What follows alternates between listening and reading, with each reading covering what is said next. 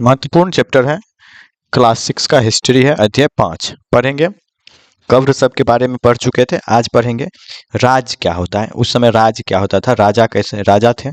एक प्राचीन गणराज था, गणराज की स्थापना कैसे हुई थी प्राचीन। चलिए, चुनाव का दिन चल रहा था, आजकल भी चुनाव का दिन होता है। चुनाव का दिन चल रहा था जब शंकरन उठा, तो ये इनका नाम है शंकरन। उठा तो उसने देखा कि उसके नाना नानी वोट डालने जा रहे थे। वो जब सो के उठा सुबह सुबह तो देखे उनके नाना नानी वोट डालने जा रहे थे। दरअसल वे चुनाव केंद्र पर सबसे पहले पहुंचना चाहते थे। शंकरन जानना चाहता था कि आखिर वे इतने उत्साहित क्यों थे। वो जानना चाहता था आखिर वोटिंग क्या होता है, या ये चुनाव केंद्र पर चुनाव कैसे किया जाता है, वो जानने के लिए उत्सुक था। चलिए, उनके नाना जी ने उन्हें जल्दी में समझाने की कोशिश की और कहा, आज हम अपने शासकों का चुनाव करने जा रहे हैं। उनके नाना ने कहा, हम आज अपने शासकों का चुनाव करने जा रहे हैं। चलिए, कुछ लोग शासक कैसे बनते हैं, कैसे शासक बनते थे। लगभग 50, अभी भी जैसे चुनाव होता है, अभी जैसे मंत्री सब का गठन होता था, मंत्री सब बनते हैं, मंत्री या सीएम हम लोग के, तो उसी तरह कुछ लोग पहले शासक कैसे बनते थे, पहले भी यही नियम था क्या, वही देखेंगे। लगभग 50 वर्ष से हम अपने शासकों का चुनाव मतदान के जरिए करते आ रहे हैं, 50 साल से करते आ रहे हैं। लेकिन बहुत पहले लोग शासक कैसे चुनते थे, 50 साल से तो करते आ रहे हैं, लेकिन पहले कैसे चुनते थे। अध्याय 4 पढ़ चुके हैं। अध्याय 4 में यह पढ़ा था कि कुछ राजा संभवतः जन यानी लोग, जन का मतलब होता है लोग के द्वारा चुने जाते थे, आदमी के द्वारा, परंतु करीब 3000 साल पहले राजा बनने की यह प्रक्रिया में कुछ परिवर्तन दिखाई दिया। कुछ लोग बड़े बड़े यज्ञों का आयोजित कर राजा के रूप में प्रतिष्ठित हो गए थे। अश्वमेध यज्ञ एक ऐसा ही आयोजन था। अश्वमेध ये एक था जिसमें इसमें क्या होता था, इसमें एक घोड़े को राजा की लोगों की देखरेख में स्वतंत्र विचार के लिए छोड़ दिया जाता था। इस घोड़े को किसी दूसरे राजा ने रोका तो वह उसे वहां अश्वमेध यज्ञ करने वाला राजा से लड़ाई करनी पड़ती थी। अगर उन्होंने घोड़े को जाने दिया तो इसका मतलब यह होता था कि अश्वमेध यज्ञ करने वाला राजा उनसे ज्यादा शक्तिशाली था। इसके बाद उस राजा को यज्ञ में आमंत्रित किया जाता था। एक घोड़ा छोड़ा जाता था, ये अश्वमेध यज्ञ इसको बोला जाता था। इसमें एक घोड़े को छोड़ दिया जाता था, फिर पकड़ने के बाद। चलिए, यह यज्ञ विशिष्ट पुरोहित द्वारा सम्मानित, विशिष्ट पुरोहित मतलब अच्छे पुजारी के द्वारा संपन्न किया जाता था। इसके लिए उन्हें उपहार में सम्मानित किया जाता था, उपहार मिलता था। अश्वमेध यज्ञ कराने वाला राजा बहुत शक्तिशाली माना जाता था। यह यज्ञ में आमंत्रित सभी राजा उनके लिए उपहार लाते थे। इस यज्ञ में जितने भी राजा आमंत्रित किए जाते थे, वो उन सब के लिए उपहार लाते थे, कुछ न कुछ गिफ्ट लाते थे। इन सभी आयोजनों में राजा का मुख्य स्थान होता था। उन्हें राज सिंहासन या बाघ की खाल एक विशेष आसन पर बिठाया जाता था। युद्ध क्षेत्र में राजा का सारथी ही उसका सहचर होता था। साथी या साथी बोले। यज्ञ के अवसर पर वह राजा की विजय तथा अन्य गुणों का गान करता था। राजा के सगे संबंधी, खासकर उनकी रानियां तथा पुत्रों को भी कई कई छोटे अनुष्ठान करने होते थे। अन्य सारे आमंत्रित राजाओं का काम सिर्फ बैठकर यज्ञ की पूरी प्रक्रिया को देखना भर था। राजा के ऊपर पुरोहित पवित्र जल छिड़ककर उनके साथ साथ अन्य कई अनुष्ठान करता था। विष अथवा वेश जैसे सामान्य लोग उपहार लाते थे। विष या वेश ये एक तरह के थे जिन्हें पुरोहित शूद्र मानते थे। उन्हें कई अनुष्ठानों में शामिल नहीं किया जाता था, इन्हें कई और पूजा में शामिल नहीं किया। ये इनको जो था ना, इनके लिए कुछ पहले उनका काम बांटा जाता था। जैसे वेश था तो इनका कुछ कुछ काम था। इनको पुरोहित यानी शूद्र मानते थे। इसका मतलब होता है अछूत यानी उनको मानते थे, शामिल पूजा उजा में उसको नहीं किया जाता था। चलिए आगे, वर्ण क्या था इसको पढ़ लीजिएगा। जैसे वर्ण क्या था, इस समय उत्तर भारत में खासकर गंगा यमुना क्षेत्र में कई ग्रंथ रचे गए थे। जैसे ऋग्वेद के बारे में पढ़ चुके हैं लाइन बाय लाइन। ऋग्वेद के बाद रचे होने के कारण ये उत्तर वैदिक ग्रंथ कहा जाता है। जैसे उत्तर वैदिक ग्रंथ किसे कहा जाता है, तो ऋग्वेद के बाद जो रचे गए थे उसे उत्तर वैदिक ग्रंथ कहते हैं। इसके अंतर्गत सामवेद, यजुर्वेद, अथर्ववेद तथा अन्य ग्रंथ भी शामिल है। पुरोहित द्वारा रचित इन ग्रंथों में विभिन्न प्रकार के अनुष्ठान और उनके संपादन की विधियां बताई गई। इनमें सामाजिक नियमों के बारे में भी बताया गया था। उस समय समाज में कई समूह थे जिन्हें पुरोहित, योद्ध, कृषक, पशुपालन, व्यापारी, शिल्पकारी, श्रमिक, मछली पकड़ने वाला तथा जल में रहने वाला लोग शामिल थे। उस समय देखिए सबका धर्म के अनुसार उसका ये सब कुछ नाम यानी इसको बांटा गया था। जैसे पुरोहित हो गया पुजारी, योद्धा जो युद्ध करता था, कृषक हो गया कृषि खेती किसान को कहा जाता था, पशुपालन जो पशु पालते थे, व्यापारी जो व्यापार करते थे, शिल्पकला जो वो हाथ से सिलाई उलाई करते थे वो उनका, श्रमिक, मछली पकड़ने वाला, ये सब शामिल थे। जहाँ कुछ पुरोहित तथा योद्धा वैभवशाली थे, वहीं कुछ कृषक और व्यापारी भी धनवान थे। सब तरह का था। जैसे योद्धा सब वैभवशाली थे, कृषि किसान ये सब व्यापारी धनवान थे।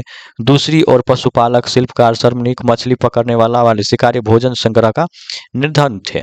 इस सबको कुछ इस समय कम ही था, ये श्रमिक जैसे हो गया तो इस समय ये कम थे, निर्धन थे। पुरोहितों ने लोगों को 4 वर्गों में विभाजित किया था। कभी कभी क्वेश्चन आ जाता है, 4 वर्गों में विभाजित किया था। किसने किया था? पुरोहितों ने उस टाइम काम के आधार पर इसके जाति को 4 धर्मों में अलग किया था। 4 वर्ग बोलिए, 4 वर्गों में विभाजित किया था, जिन्हें वर्ण कहते हैं। उनके अनुसार प्रत्येक वर्ण के अलग अलग कार्य निर्धारित थे। पहला वर्ण ब्राह्मण, इस पहला वर्ग मतलब फर्स्ट में रखा गया था ब्राह्मणों को। उनका काम वेद का अध्ययन, अध्यापन और यज्ञ कराना था। ब्राह्मण को सबसे आगे रखा था ये लोग। कौन लोग? तो पुरोहित लोग ये लोग को बांटे थे 4 वर्गों में। तो पहला क्या था? ब्राह्मण का काम क्या था? वेद का अध्ययन कराना या अध्यापक उनके, या वेद पढ़ाना। पहले जो थे विद्यार्थी सब पढ़ता होगा उस समय, तो उसको भी अध्यापन या यज्ञ कराना। उनके लिए उन्हें उपहार मिलता था। अब वो जैसे कहीं पे यज्ञ कराए, यज्ञ कराने के लिए जैसे कोई राजा या कुछ पूजा उजा था तो उनके लिए यज्ञ कराना था, तो यज्ञ कराने में ब्राह्मण को बुलाया जाता था। किसे बुलाया जाता है? ब्राह्मणों को बुलाया जाता था। उनके लिए उसको उपहार मिलता था। दूसरे स्थान पर किनको रखा था? शासकों का था। अब शासक जिन्हें क्षत्रिय कहा जाता था, क्षत्रिय, उनका काम युद्ध करना और लोगों की रक्षा करना। ये शासक थे, क्षत्रिय थे, इनका काम था युद्ध करना और लोगों की रक्षा करना। तीसरा स्थान पर विष, ये देखिए विष या वेश ऊपर में देखे थे, इनको बस इनका काम क्या था? जैसे इन्हें कृषक, पशुपालन और व्यापारी आते थे। क्षत्रिय और वेश दोनों को ही यज्ञ करने का अधिकार प्राप्त था। देखिए क्षत्रिय और वैश्य दोनों को यज्ञ करने का अधिकार प्राप्त था। वर्गों में अंतिम स्थान शूद्रों का था। सबसे लास्ट में नीचा करके इसको रखा था शूद्रों को। इनका काम अन्य तीनों वर्गों का सेवा करना। इनका काम था जितना भी ये शासक है, ब्राह्मण है, कृषक है, सबका काम इसका था सेवा करना। इन्हें कोई अनुष्ठान करने का अधिकार नहीं था। अनुष्ठान करने का इसको कोई अधिकार नहीं था। प्राय औरतों को भी शूद्र के समान माना। इनके जितने भी मतलब महिलाएं सब थी, जाति के जितने भी आए उस सबको ये अनुष्ठान करने का अधिकार प्राप्त उसमें नहीं दिया गया था, इसको अछूत माना गया था। महिलाओं तथा शूद्रों को वेद के अध्ययन का अधिकार नहीं था। इनको अधिकार पढ़ने उठने का भी वेद का नहीं था। चलिए देख लेते हैं आगे फिर। पुरोहित जो 4 वर्गों में बांटा था, पुरोहित के अनुसार सभी वर्गों का निर्धारण जन्म के आधार पर होता था। पहले क्या आधार पर किया था? जन्म के आधार पर। उदाहरण के तौर पर ब्राह्मण माता पिता के संतान ब्राह्मण ही होती थी। अब जिनका बेटा, अब जैसे 4 वर्गों में बांट दिया तो एक को रखा था ब्राह्मण, तो इसका जितना भी बेटा बेटी होगा सबको ब्राह्मण यानी जन्म के आधार पर कर दिया। इसका बेटा भी होगा ब्राह्मण या बेटी भी होगी उसी कास्ट की। बाद में कुछ लोगों को अछूत माना गया। अछूत वर्गों के कुछ शिल्पकारी, शिकारी तथा भोजन संग्राहक शामिल थे। साथ ही इन्हें वे लोग भी आते थे जो शवों को दफनाने या जलाने का काम करते थे। जो जैसे मर गया उसको शव कहते, उनको भी दफनाने का काम करते थे। इन लोगों से संपर्क अपवित्र माना जाता था। इन लोगों के साथ मतलब इन लोगों को अपवित्र माना जाता था। कई लोग ने ब्राह्मण द्वारा बनाई हुई इस वर्ण व्यवस्था को स्वीकार नहीं किया। ये सब क्या कराया? जैसे ब्राह्मण जो थे वो मतलब इनका बनाए थे तो व्यवस्था किए थे, तो ब्राह्मण जैसे पूजा उजा करवाते थे, तो बहुत आदमी को इनका व्यवस्था पसंद नहीं आया। कुछ राजा स्वयं को पुरोहित से श्रेष्ठ मानते थे। ऐसे राजा भी थे जो जैसे पुरोहित जो 4 वर्गों में बांटा था, उनसे भी खुद को श्रेष्ठ माने थे, बड़े माने थे। कुछ लोग जन्म के आधार पर वर्ण निर्धारित सही नहीं मानते थे। जैसे ये मतलब जन्म के आधार पर इसको बांट दिया था, तो कुछ लोग ऐसे भी थे जो जन्म के आधार पर भी वो स्वीकार नहीं किए। इसके अतिरिक्त कुछ लोग व्यवसाय के आधार पर लोग के बीच भेदभाव उचित नहीं समझते थे, जबकि कुछ लोग चाहते थे कि अनुष्ठान सम्मान करने का अधिकार सबका है। अनुष्ठान जिससे मना किया गया था क्षेत्रों को, उनका कुछ लोग मानते थे कि ये सबके अधिकार होना चाहिए, सबका सम्मान, इस पे सबका समान अधिकार होना चाहिए। कई लोग, तो सही बात था, मान लीजिए पूजा उजा है तो सबके लिए है। कई लोग ने छुआछूत की आलोचना की। इस उप महाद्वीप के पूर्वोत्तरीय क्षेत्र जैसे कई इलाके में सार्वजनिक आर्थिक असमानताएं बहुत कम थी। यहाँ पुरोहितों का प्रभाव भी बहुत सीमित था। चलिए, अब जनपद क्या होता है, जनपद समझते हैं। ये देखिए, जनपद महायज्ञ महायज्ञ को कराने वाले राजा अब जन के राजा न होकर जनपद के राजा माने जाए। मतलब जो यज्ञ को करवाते थे, वो जैसे घोड़ा वाला असमय हुआ, उसके बाद उसको यज्ञ कराया जाता था। महायज्ञ को कराने वाला राजा को अब जन के राजा न होकर जनपदों के राजा माने जाने लगे थे। जनपद का शाब्दिक अर्थ जन के बसने की जगह होता है। जन की यानी जहाँ जन यानी आदमी बसते हैं, लोगों, उन्हीं जगह को कहते हैं। कुछ महत्वपूर्ण जनपद, जैसे ये पेज नंबर इतना में मानचित्र में देखिएगा। चलिए इसको क्या इसको थोड़ा सा देख लेते हैं। चित्रित धूसर पात्र है, इसके बारे में कह रहा है। इस तरह के पात्र में ज्यादातर थालियां और कटोरियां ही मिली। ये पात्र बहुत ही बहुत पतला होता है और सुंदर चिकने। शायद इनका प्रयोग खास मौके पर महत्वपूर्ण लोगों को भोजन परोसने के लिए देखने में सुंदर था। तो अंदाजा लगाया गया जैसे खास आदमी कुछ आते होंगे, जैसे गेस्ट उस्ट, तो उन लोगों के लिए ये बर्तन निकाले जाते हैं। अभी भी नहीं देखिएगा, जैसे रखा रहता है अच्छा अच्छा बर्तन घर में, कोई मेजमान या खास आदमी आते तो उनके लिए वो निकाला जाता था। वही अंदाजा, ये सब पहले उनके लिए निकाला जाता था।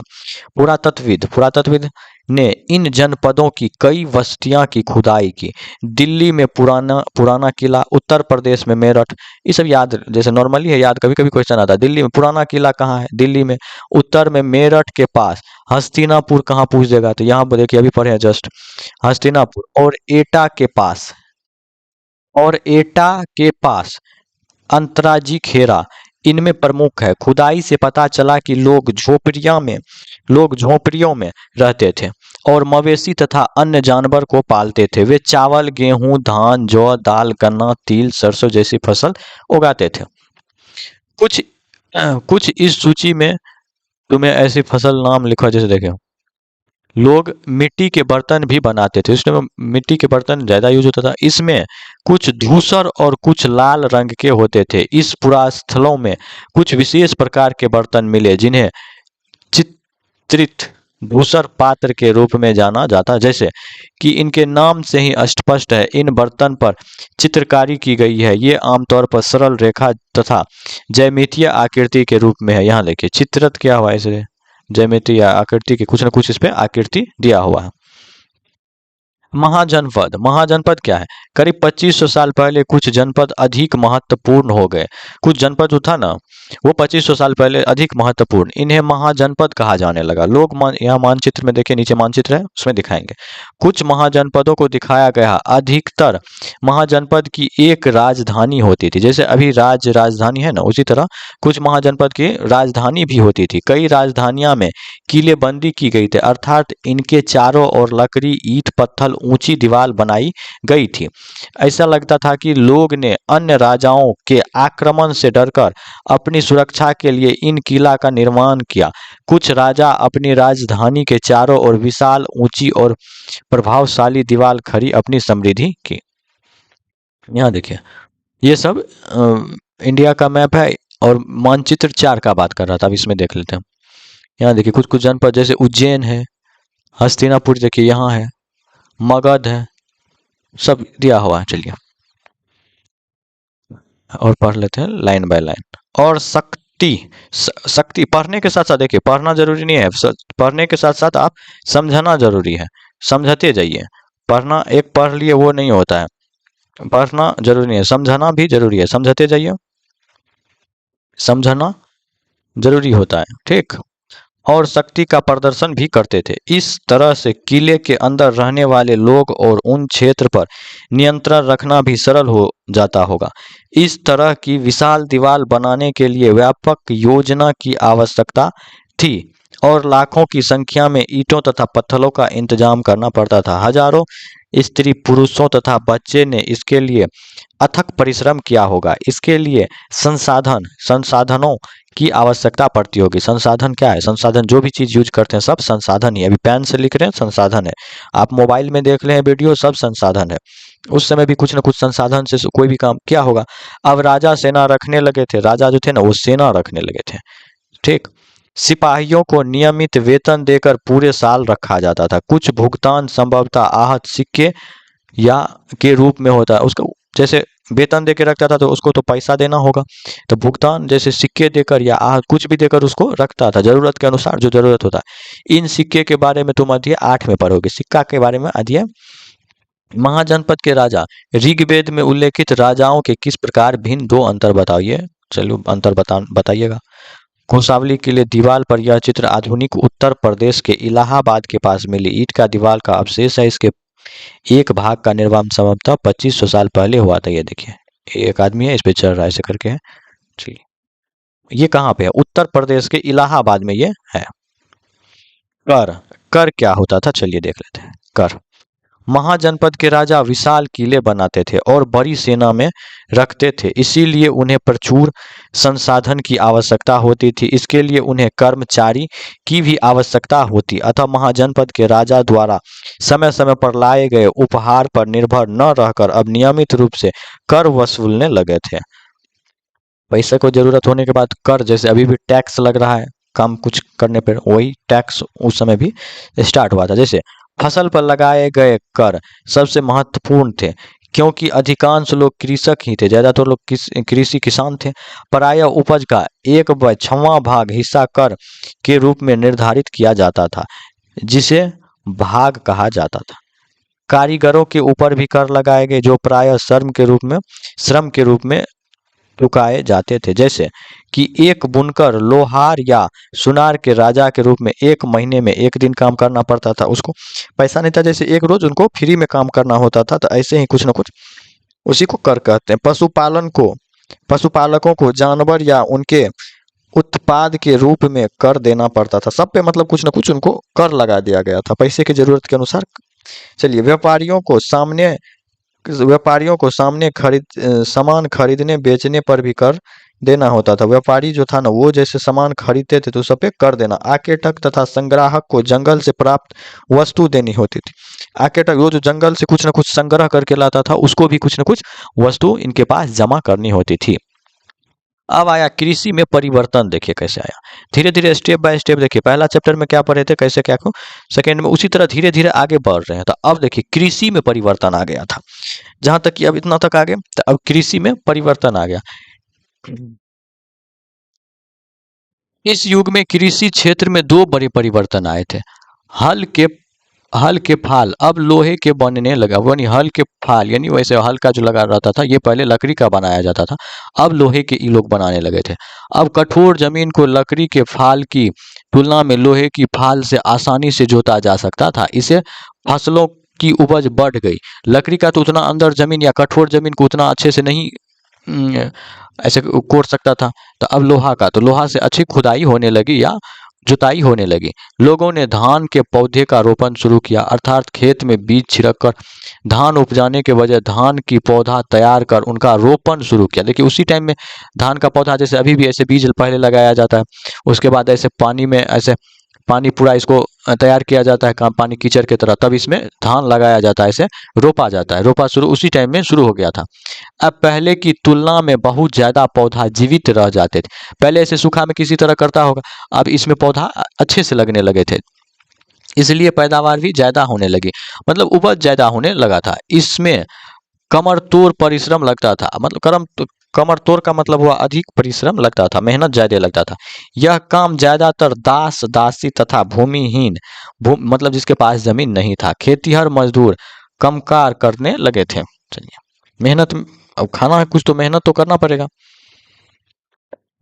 सूक्ष्म निरीक्षण, चलिए सूक्ष्म निरीक्षण क्या है? मगध। मानचित्र 6 में पृष्ठ मगध को देखे थे।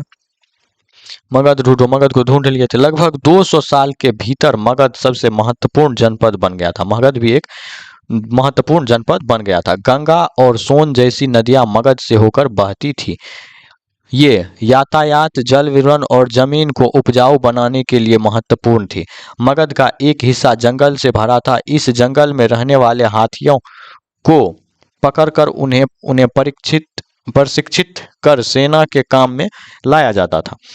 मगध मगध एक मतलब मगध का एक हिस्सा ये जंगल से भरा था। उस जंगल में जितना हाथी था ना, उस हाथी को पकड़ के प्रशिक्षण दे के उसको कुछ ना कुछ काम में ये लोग लाते थे, सेना के पकड़कर। ठीक, यही नहीं, जंगलों से घर, गाड़ियां तथा रथ बनाने के लिए लकड़ी मिलती थी। इनके अलावा इन क्षेत्र में लोहे अयस्क की खदानें हैं। मजबूत औजार और हथियार बनाने के लिए बहुत उपयोगी थे। मगध का बात करना चाहिए। मगध में दो बहुत ही शक्तिशाली शासक, एक था बिंबिसार तथा एक था अजातशत्रु। ये दोनों अधिक शक्तिशाली थे, अजातशत्रु। अन्य जनपदों को जीतने के लिए ये हर संभव साधन अपनाते, मतलब दूसरे जनपद को जीतना इसके लिए कोई भी संभव ये करने लगते थे। महाजनपद एक और महत्वपूर्ण शासक थे। उन्होंने अपने नियंत्रण का क्षेत्र इस उपमहाद्वीप के उत्तर पश्चिम भाग तक फैला लिया।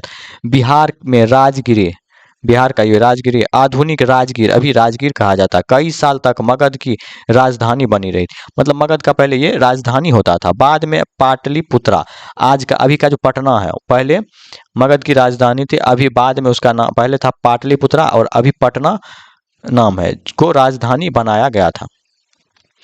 2023 साल से 2300 साल से पहले की बात है। 2300 साल जो था ना, इससे पहले की बात है। मेसिडोनिया का राजा सिकंदर विश्व विजय करना चाहता था। पूरी तरह सफल न होने पर भी वह मिस्र और पश्चिम एशिया के कुछ राज्य को जीतते हुए भारतीय उपमहाद्वीप में व्यास नदी के किनारे तक पहुंच गया। जब उन्हें मगध की ओर कूच करना चाहा तो उनके सिपाही ने इनकार कर दिया। जब वो मतलब उधर से आक्रमण करने आए और आक्रमण करते करते बहुत जगह जब अपना जीत लिया, ये भी थे शक्तिशाली यहाँ के राजा। उसके बाद यहाँ जब मगध पर जब ये आक्रमण करने वाले थे तो उनके सिपाही ने उन्हें इनकार कर दिया।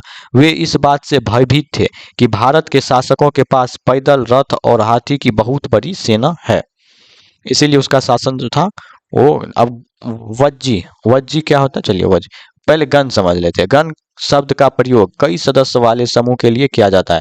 जैसे देखिए ये आता है सीटेट में, ये अधिक क्वेश्चन आता है, गण क्या होता है। तो गण होता है, देखिए शब्द में अधिक जैसे सदस्य है उसको गण कह देते हैं। संघ क्या होता है, संघ अर्थात संगठन या सभा। 5-10 आदमी एक जगह बैठे तो उसको संघ या संगठन का सभा कह सकते हैं। जैसे कि तुम्हें ऊपर पढ़ा, मगध एक शक्तिशाली राज्य बन गया था। उनके नजदीक ही वज्रराज था, वज्र दिखाए थे, वज्रराज था, जिनकी राजधानी वैशाली। वज्र की राजधानी कहाँ थी, वैशाली, ये भी बिहार में था। यहाँ एक अलग किस्म की शासक व्यवस्था थी जिन्हें गण या संघ कहते हैं। गण संघ, यहाँ देखिए समझ गए, गण संघ।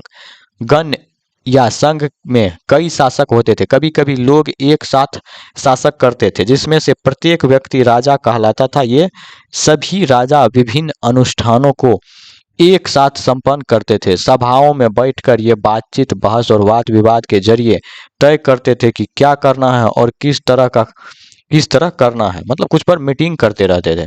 शत्रुओं के आक्रमण से, जैसे कुछ शत्रु दुश्मन इस सब पे आक्रमण करते थे तो उसी पे कुछ न कुछ बात ही लोग करते रहते थे एक जगह बैठ के। संघ या आक्रमण से निपटने के लिए वे मिलकर चर्चाएं करते थे। स्त्रियां, दास तथा कामकर इन सभाओं में हिस्सा नहीं ले सकते थे। जैसे महिला थी, दास जो थे, ये सब संघ में, मतलब संघ गठन जो होता था, मीटिंग बोल सकते हैं उसी को, गठन या मीटिंग, इस संघ में उन लोग का हिस्सा लेना नहीं था। बुद्ध तथा महावीर, जिसके बारे में तुम अध्याय 6 में पढ़ोगे, दोनों ही गण या संघ से संबंधित थे। बौद्ध साहित्य में संघ के जीवन की बहुत ही सजीव वर्णन मिलता है। चलिए, वज्जी संघ का यह वर्णन दीर्घ निकाय से लिया गया। दीर्घ निकाय एक प्रसिद्ध बौद्ध ग्रंथ है जिसमें बुद्ध के कई व्याख्या दिए गए हैं। इन्हें करीब 2300 साल पहले लिखा गया। चलिए, अजातशत्रु और वज्जी संघ। अजातशत्रु वज्र संघ पर आक्रमण करना चाहते थे। उन्हें अपने मंत्री वस्कार को बुद्ध के पास सलाह के लिए भेजा। बुद्ध ने उन्हें पूछा कि क्या वज्र सभाएं नियमित रूप से होती है तथा उनमें सभी सदस्य उपस्थित होती है। जब उन्हें पता चला कि ये, पढ़ लीजिएगा, कोई बात नहीं, आगे देख लेते हैं। कई शक्तिशाली राजा ने इन संघ को जीतना चाहता, इनके बावजूद उनका राज अब वे लगभग 1500 साल पहले तक चलता रहा। उसके बाद गुप्त शासकों ने गण और संघ पर विजय प्राप्त कर उन्हें अपने राज में शामिल कर लिया। इनके बाद इसकी कहानी फिर आप अध्याय 10 में पढ़िएगा। चलिए, ये अन्यत्र है, इसको यहाँ तक। अपने एटलस में यूनान और एथेनस को ढूंढो। लगभग 2500 साल पहले एथेनस के लोग एक शासक व्यवस्था की स्थापना की जिन्हें प्रजातंत्र या गणतंत्र कहते थे। यह व्यवस्था लगभग 200 साल तक चली। इनके 30 साल के ऊपर उन सभी पुरुषों को पूर्व नागरिकता प्राप्त थी जो दास नहीं थे। वहाँ एक सभा थी जो महत्वपूर्ण विषयों पर निर्णय लेने के लिए साल भर कम से कम 40 बार बुलाई जाती। साल में 40 बार इस सभा में सभी नागरिक भाग लेते थे। शासन ने कई पदों की नियुक्ति लॉटरियां द्वारा की गई थी। सभी नागरिक को सेना अपनी सेवाएं देने लगी थी। औरत को नागरिक का दर्जा नहीं, पहले जो था ना, औरतों को नागरिक का दर्जा नहीं मिलता था। व्यापारियों तथा शिल्पकारों के रूप में एथेनस में रहने और काम करने वाले बहुत से विदेशियों को भी नागरिक अधिकार नहीं मिले थे। एथेनस में खदानों, खेतों, घरों और कार्यशालाओं में काम कर रहे दासों को भी नागरिक का अधिकार नहीं मिले थे। अब देखिए, चैप्टर खत्म हो गया। कुछ खास चैप्टर नहीं था, लेकिन पढ़ना जरूरी था इस चैप्टर को भी। अब पढ़ना इसलिए जरूरी था, क्या इसमें था नहीं था वो समझ गए। कैसे था, कल्पना करो, इसमें आप अंदाजा लगा सकते हैं। इसमें सोचना है, थिंकिंग करना है। सीटेट के लिए सब आओ याद करिए, सब आप बनाइएगा। आप कैसे घोड़े जैसे यज्ञ हुआ था, राजा के ऊपर सारथी पवित्र जलकर छिलकर करता था, ये सब सही गलत इसमें बताना है। अब नीचे दिए गए महाजनपद के राजा थे, क्या क्या इसमें देखिए, आकेट संग्राहक, कृषक, व्यापारी, सबको बताना है। चलिए, मिलते हैं नेक्स्ट वीडियो में, तब तक के लिए धन्यवाद। सीटेट के लिए भी देख सकते हैं, सीटेट में यहाँ से क्वेश्चन आता है। ये चैप्टर जानकारी था, अच्छा था। चलिए, मिलते हैं नेक्स्ट वीडियो में, धन्यवाद।